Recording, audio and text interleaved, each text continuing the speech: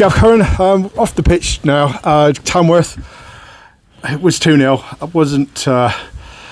It was a strange game, wasn't it? Yeah, it was tough, and look, always coming here was going to be a big ask, especially with the amount of games we've played. And today, I just disappointed, but we just looked tired. The lads have been beat up, in the sense of over the last however many matches, they've really put the bodies on the line, and we just looked tired today. And it wasn't this, and the result, but there's lads carrying niggles, they're under the weather, we're down to bare bones, as you can see, regarding the squad. But credit to Tamworth. I'm just disappointed with the goals, really. I mean, they came from nothing in the sense of that. I thought the first one, the ref made a massive mistake and didn't see the off the ball foul, which was clear to see.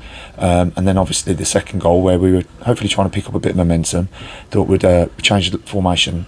We thought we'd give it a go, and then the ball was in our possession. That was the disappointing thing, and we didn't let put the ball where we needed, but we got caught on it, and they punished us. And they're a fantastic team at this level, and they're up there for a reason. But we've got to go again. We've got to dust ourselves off. We've got to be in training on Thursday.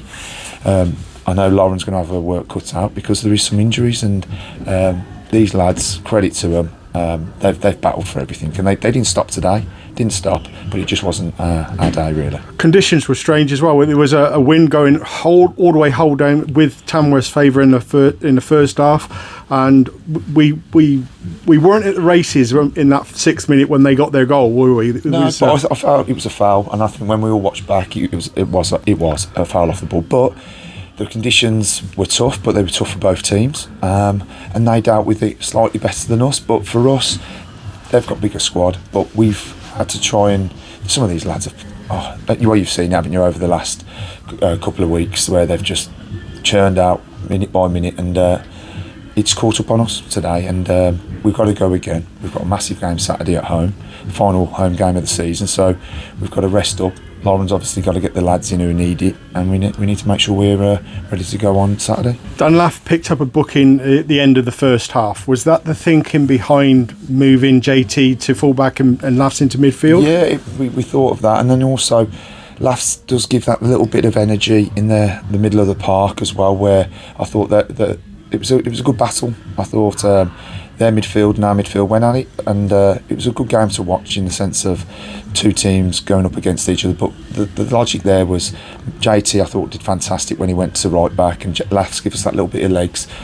But the way Lafs plays, he's committed, he goes, he gives his all. So we just had to be careful as well, hence why we had to bring him off as well, because we can't afford any sendings off, obviously. So we've just got to go again. Disappointing, it's just a game of football, isn't it? You mentioned the referee not seeing the incident that should have been a free kick leading up to their first goal.